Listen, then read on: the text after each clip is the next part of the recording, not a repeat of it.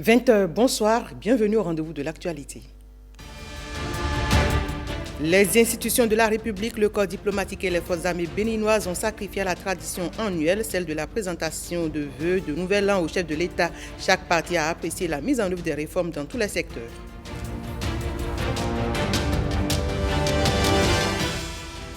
Pendant ce temps, les travaux de l'axe Cococodi-Ouedo-Calavi-Kota peinent à véritablement évoluer. Le directeur général des infrastructures est allé faire le constat et n'a pas manqué de redonner les directives.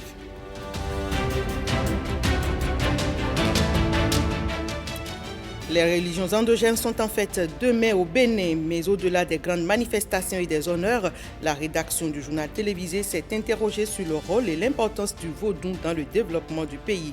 Élément de réponse dans ce 20h.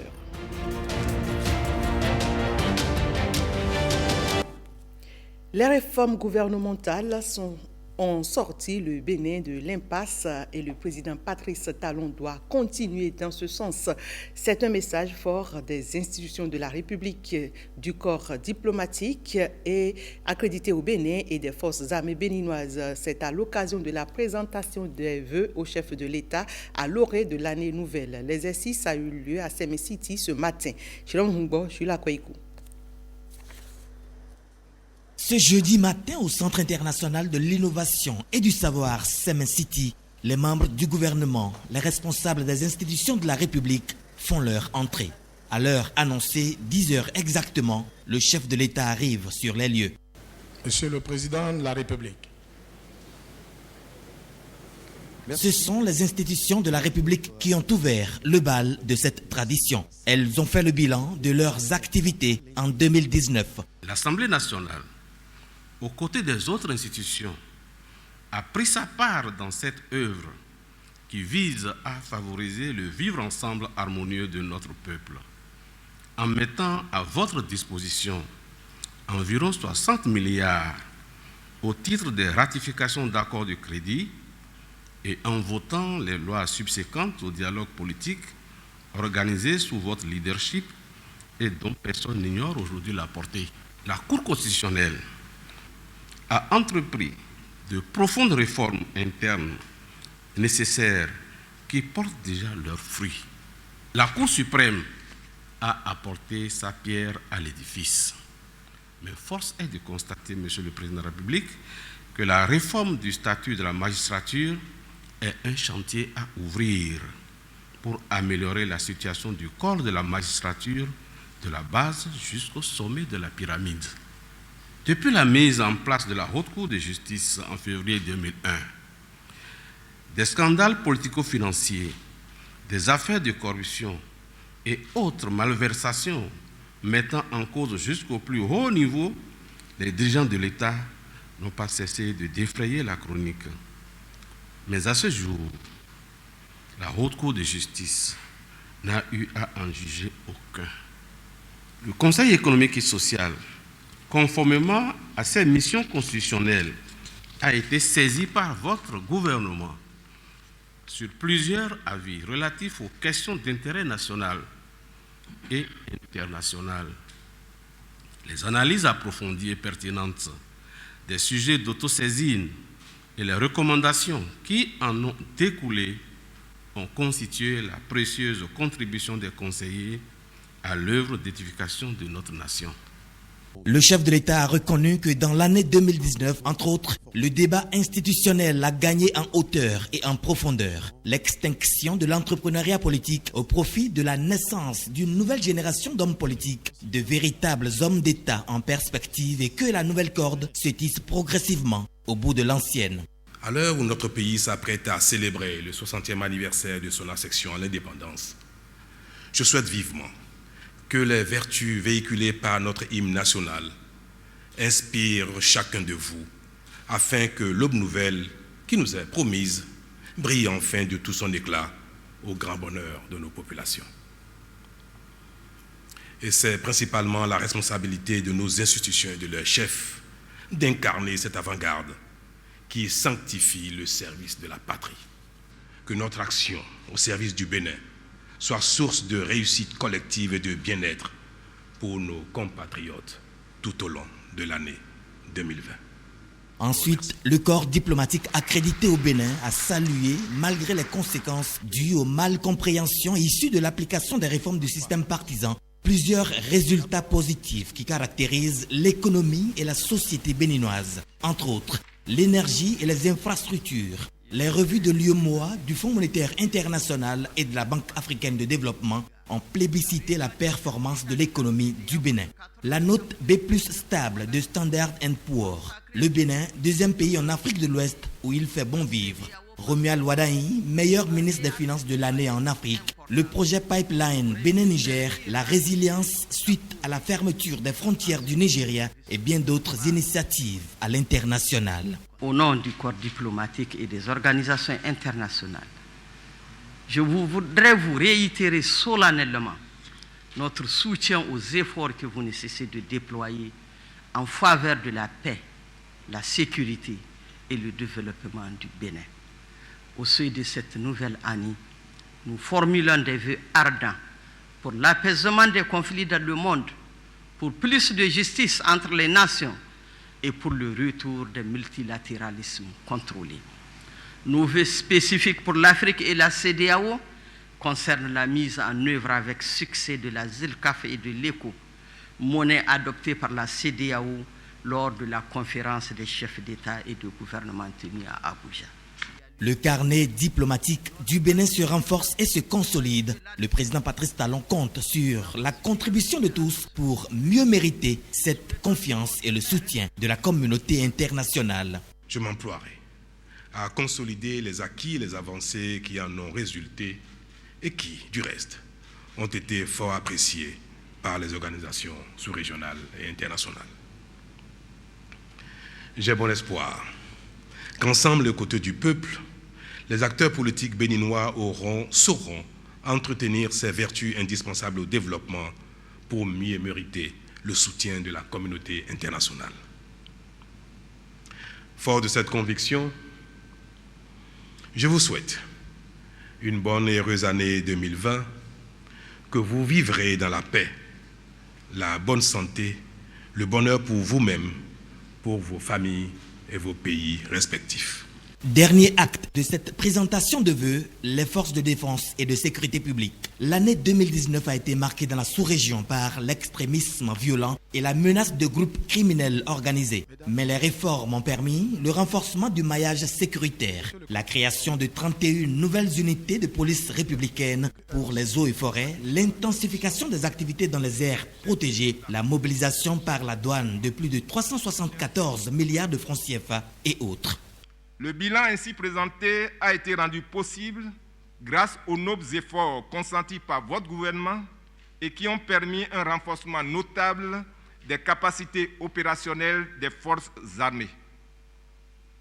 Aussi, la récente décision prise par votre gouvernement d'augmenter les effectifs des forces de défense et de sécurité et dont les processus de recrutement sont déjà enclenchés constitue une parfaite illustration de votre engagement à davantage garantir au peuple béninois la paix et la sécurité indispensables à son épanouissement.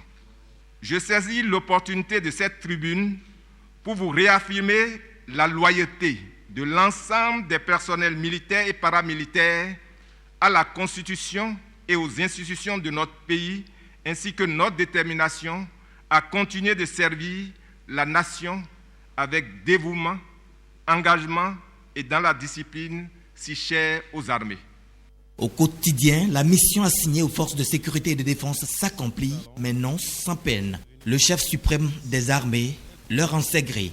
Si nos efforts ont permis de garantir un peu mieux cette année la sécurité sur le territoire national, le renouvellement et la généralisation de cette performance nécessitera de nos forces militaires et paramilitaires une meilleure disponibilité, un meilleur professionnalisme et une coopération plus renforcée. C'est pourquoi j'appelle l'ensemble des personnels des forces de défense, de sécurité et assimilés à une vigilance accrue et à une bonne synergie d'action. Monsieur le contre-amiral, mesdames et messieurs, je connais parfaitement vos conditions de travail et je sais qu'elles appellent des améliorations.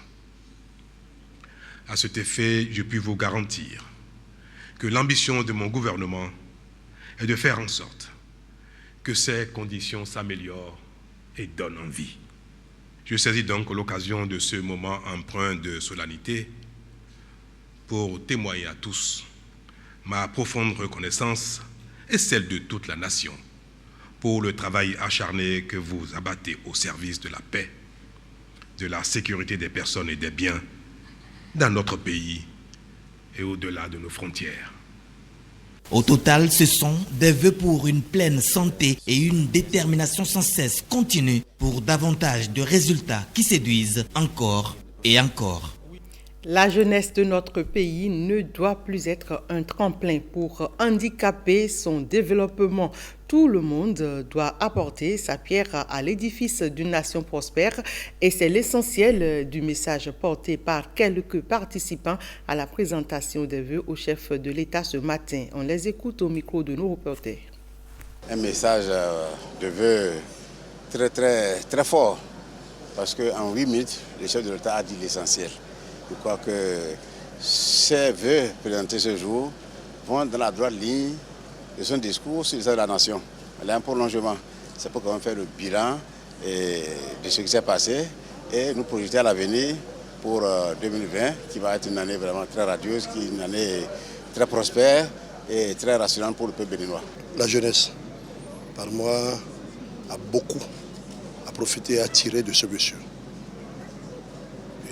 Toutes les fois que j'ai l'occasion de me retrouver dans des DACAN où nous allons échanger avec lui, je tire toujours le maximum pour pouvoir passer le message parce que vous n'êtes pas sans savoir que la jeunesse qui est là aujourd'hui a besoin quand même qu'on puisse échanger avec elle, qu'on leur donne les informations comme il se doit.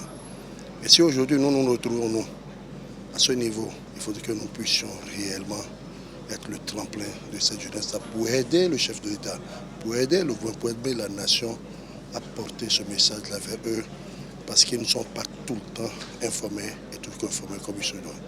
Je crois que le chef de l'État a été assez comme un bon père de famille. J'invite la population à nous accompagner. C'est le Bénin qui en sortira toujours grand. Et que ce que nous avons de plus cher, c'est notre patrie, c'est le Bénin. Nous devons tout faire dans l'union des fils et filles de la nation.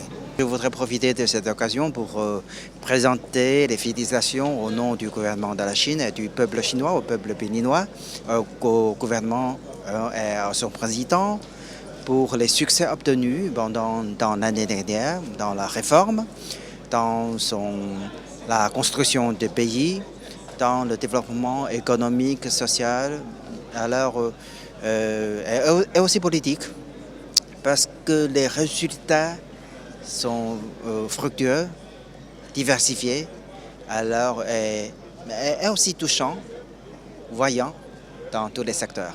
Mais il a été concis et précis. Il a présenté ses meilleurs vœux aux présidents des institutions. Il leur a souhaité la santé afin qu'ils puissent l'accompagner dans le travail de reconstruction de notre pays. Les défis, vous les connaissez, sont grands. Ils sont nombreux. Nous ne pouvons plus prétendre que nos nations sont jeunes et que leur difficulté à décoller est liée pratiquement à cette jeunesse. Après 60 ans, globalement, nous n'avons plus d'excuses de rester en retard. D'où la nécessité pour chacun de prendre en main son destin, d'où la nécessité pour chacun de comprendre la nécessité de la construction de notre pays. Nous n'avons plus d'excuses, nous avons comme devoir fondamental de mettre notre pays sur les rails, de faire en sorte qu'enfin il décolle et qu'il soit visible comme les autres. Et on peut le dire, du côté des forces de l'ordre, le nouvel an a démarré avec énergie. Vous l'avez sûrement déjà constaté, depuis quelques jours, les forces de l'ordre ont repris du service pour libérer les principales artères de Cotonou de l'occupation anarchique. Le préfet du littoral par intérim, M. Jean-Claude Kodia, est avec nous sur ce plateau pour en parler. Monsieur le préfet, bonsoir. Bonsoir Madame la journaliste, merci de me recevoir sur votre plateau et bonne année. Merci, heureuse année à vous aussi. Vos éléments sont à nouveau sur le terrain pour des opérations, on peut le dire, de déguerpissement. Alors peut-on connaître les raisons de cette action? Voilà, merci Madame la journaliste. Essentiellement deux situations, deux actes d'incivisme qui amènent donc les forces de police républicaine à descendre dans nos rues, dans nos artères. C'est les stationnements anarchiques des camions poids lourds, mais également la pose de panneaux d'arrêt et de stationnement par des particuliers qui n'ont pas la qualité pour le faire. Alors, s'agissant des stationnements anarchiques, c'est le fait de certaines sociétés privées, qui, de par leurs activités, font venir donc dans la ville de Cotonou des camions poids lourds qui, malheureusement, stationnent. Et cela crée, évidemment, des nuisances. L'encombrement des voies, et des voies nobles, et crée beaucoup donc de problèmes de nuisances, surtout de mobilité des citoyens dans la ville de Cotonou. Et alors, ces opérations nous rappellent du coup une période pas très lointaine, d'ailleurs celle de votre prédécesseur. Doit-on conclure qu'il y a manqué des actions de suivi à ce qui a été fait dans le temps? Disons qu'on ne peut pas dire qu'il n'y a pas eu des actions de suivi, mais nous n'avons pas su prendre des mesures pour capitaliser. Aujourd'hui, c'est chose faite, puisque désormais ces sociétés devront appeler, disons, les camions. Appeler les camions, cela veut dire qu'on a dans la périphérie de Cotonou des parcs de stationnement ou de regroupement de ces camions qui doivent être appelés selon donc la capacité d'accueil de ces usines-là pour éviter donc les stationnements. Donc, des véhicules vont circuler aux heures prévues donc pour les camions poids lourds, mais ne pourront plus stationner. Donc, il est question aujourd'hui de faire en sorte qu'il y ait stationnement zéro. Alors, comment organisez-vous les présentes actions de déguerpissement? Déjà, nous avons, parce que ces actions, ces situations se remarquent surtout dans deux zones. La zone d'Akwakwa, allant donc du carrefour La Roche et vers la direction La Sonicog. Nous avons déjà depuis lundi, sur instruction donc de la hiérarchie, nous avons essayé avec la police républicaine, appuyée par les forces armées, nous avons essayé de libérer donc ce tronçon-là, ce tronçon qui était vraiment encombré et qui créait beaucoup de désagréments, beaucoup de frustration à ce niveau-là. Donc nous avons essayé de dégager cette voie et nous avons mis donc un dispositif qui fait que désormais, à part, disons, les camions de la Sobebra qui peuvent circuler et donc également doivent être appelés selon donc la capacité d'accueil du quai, à part donc ces camions, plus aucun camion ne doit donc circuler dans la zone.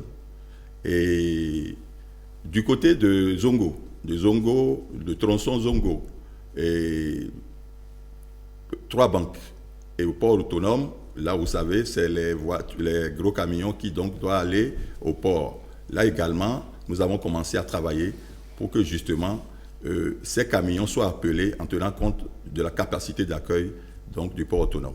La chose qu'on a aussi constatée en tant que citoyens et usagers de nos routes, c'est la sortie à tous azimuts aujourd'hui des camions. Est-ce à dire qu'il n'y a plus une période de réglementation pour les sorties des camions? Les camions sont réglementés. Je crois qu'il faut maintenant, on a commencé à vraiment faire en sorte que justement les heures soient respectées. Et évidemment, s'agissant donc des questions de stationnement, au niveau de la Sobebra, nous venons de prendre donc un acte sur instruction donc de la hiérarchie pour que justement nous puissions régler le problème de stationnement. Désormais, au niveau de cette société, on pourra circuler à plein temps, mais entre la Sobebra, la direction de la Sobebra, les usines, au site de PK10, d'où donc seront appelés ces camions-là. Ok. Et de l'autre côté, les dispositions sont-elles désormais envisagées pour que nous évitons à l'avenir la récidive? C'est ce que je dis désormais, c'est que les ces sociétés doivent avoir un parc de regroupement, de stationnement de ces camions. On ne peut plus laisser ces camions stationnés en permanence et de façon anarchique, malheureusement, à Cotonou. Alors, ce que je voudrais savoir, c'est est-ce que s'il y a récidive, il y a des actions? Il y a des actions, puisqu'on a commencé déjà. Depuis lundi, on a commencé aujourd'hui, nous sommes descendus sur le terrain. Et donc, tous les camions qui ne respectent pas, qui sont stationnés anarchiquement, vont donc en fourrière. Et les auteurs sont présentés, pourquoi pas, devant le procureur. Donc, voilà un peu déjà comment ça. Donc, nous allons commencer à appliquer les sanctions. Nous allons commencer à sévir. Il faut appeler un chat.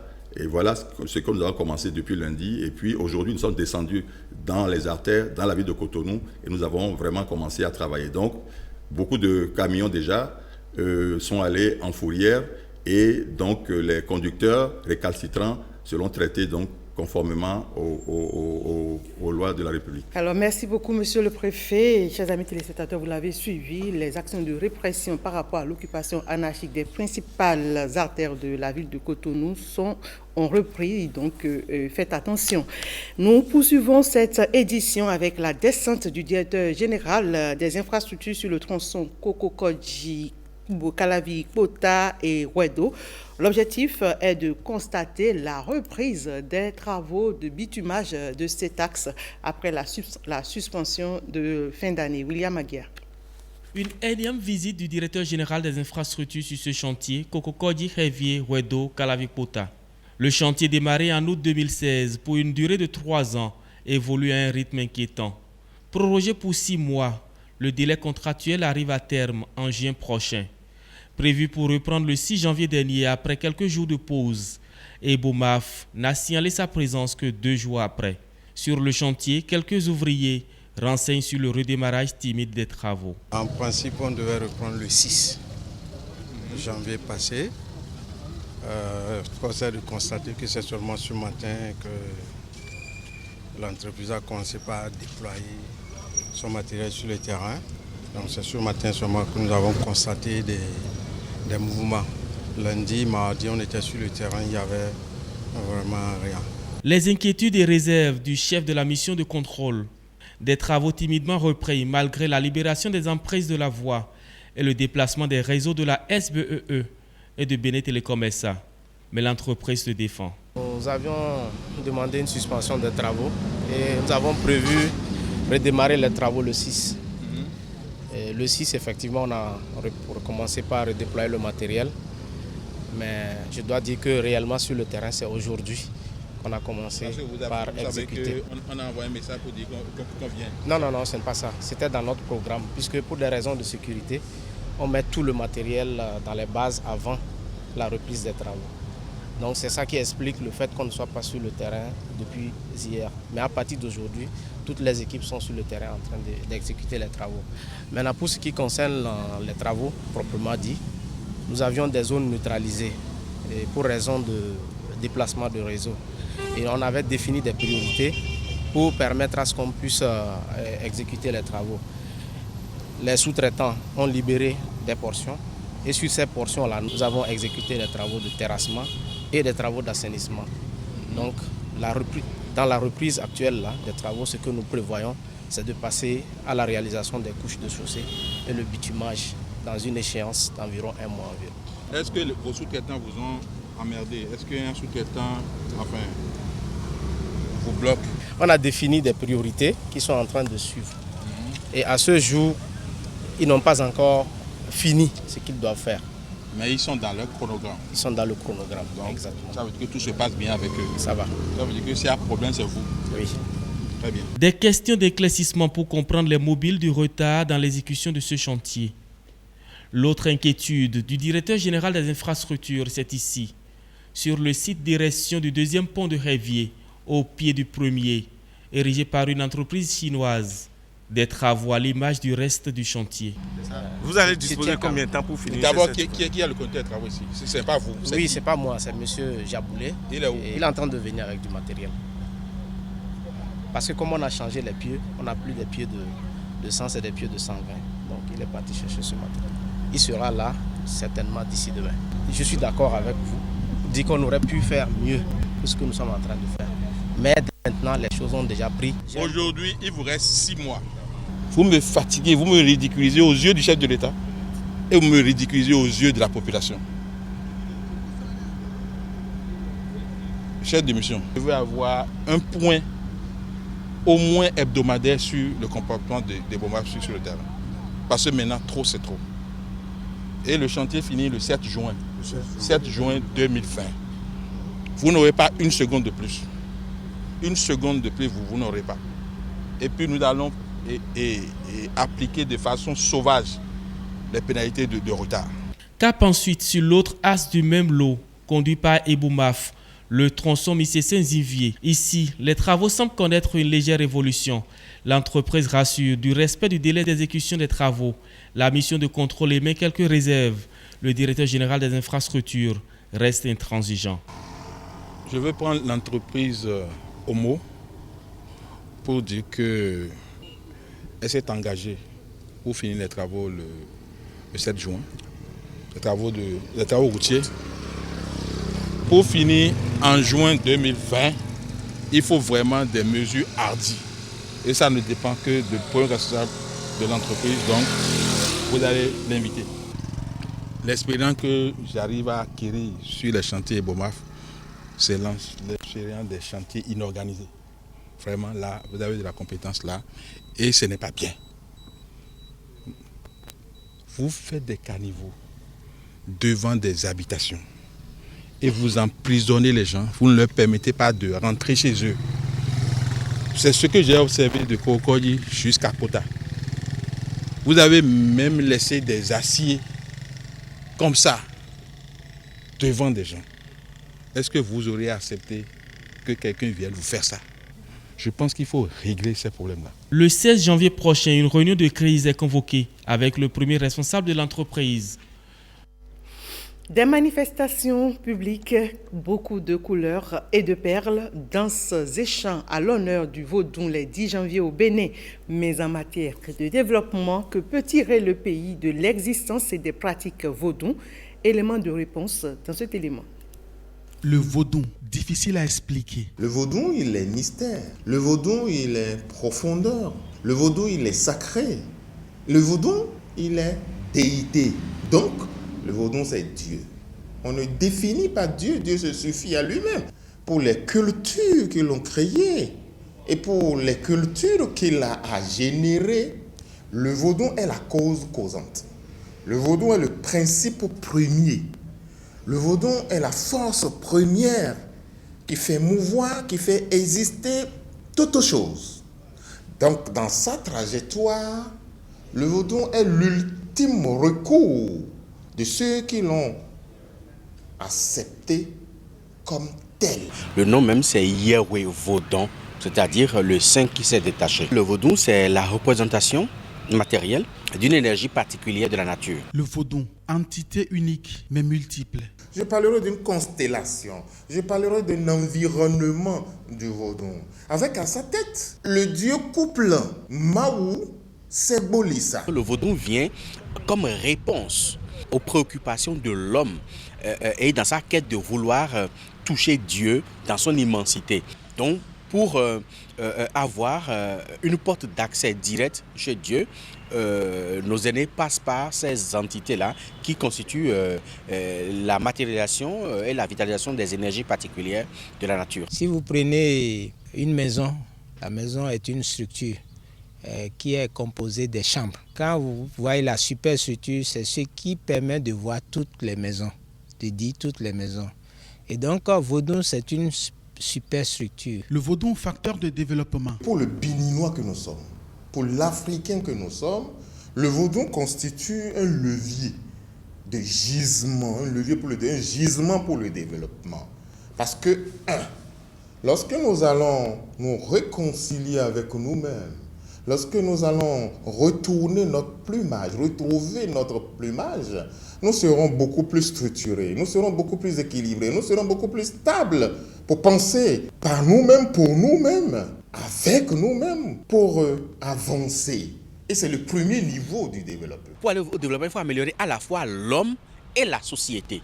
Or, au niveau du vaudou, En dehors de l'aspect liturgique que nous connaissons, l'aspect culte que nous connaissons, le vaudou a une dimension éducative. Quand vous rentrez dans le couvent, on vous apprend les mécanismes de fonctionnement de la loi divine. On vous apprend la vertu morale. Il y a aussi le respect de l'environnement. Il y avait des zones qui étaient délimitées, des forêts qui étaient délimitées. Et quand on délimite ces forêts-là, on met une divinité là-dessus, juste pour agir sur la psychologie de la population, pour dire il y a telle divinité dans la forêt, ne rentrez pas dans la forêt. Mais ça, c'est pour préserver l'écosystème. Lorsque nous prenons simplement l'aspect tourisme et que nous prenons les manifestations culturelles générées qui entourent le vaudou, constitue aujourd'hui un élément important qui pourrait booster le tourisme. Et je crois que c'est ce qu'a très bien compris le gouvernement lorsque dans le PAG, on a mis l'accent sur le développement du tourisme par des leviers, par des dimensions liées au vaudou. Vaudou, instrument de lutte contre la corruption. Si vous demandez à un président de la République de prêter serment sur le vaudou, vous verrez que la corruption sera éradiquée. Il ne va jamais faire ça. Un ministre qui prête serment sur le vaudou, il ne va jamais faire ça. Un DG qui prête serment sur le vaudou, il ne va jamais faire ça. Mais quand il n'y a rien, le champ est libre. L'homme n'est pas éduqué au respect du bien public. Et l'homme n'est pas initié, justement. Nous avons des... Si vous dites à un vaudou-ci, tu ne vas plus jamais manger la viande du porc, jusqu'au dernier jour de sa vie, il ne va jamais manger la viande du porc. Et si vous ne respectez pas, vous êtes châtié. Personne ne vous dira rien, mais le vaudou vous suit et vous châtie. Quand vous voyez l'activité politique, l'activité économique, la plupart d'eux ne connaissent pas la loi de la vie, qui fait dire que quand tu prends ce qui ne t'appartient pas, attends-toi des conséquences. Le vaudou qui génère une pensée particulière du développement. Le développement basé sur la pensée vaudou, sur la technologie du Fa et sur les techniques de puissance militaire des Beaux. L'oiseau ne grandit que dans son plumage. Un développement basé sur la culture, la tradition et l'histoire. Et voilà, c'est la fin de ce 20h. Retenez juste après moi que vous pouvez suivre l'intégralité de la cérémonie de présentation de vœux au chef de l'État, cérémonie qui a eu lieu ce matin à Sémé City. Mesdames, Messieurs, merci pour votre aimable attention.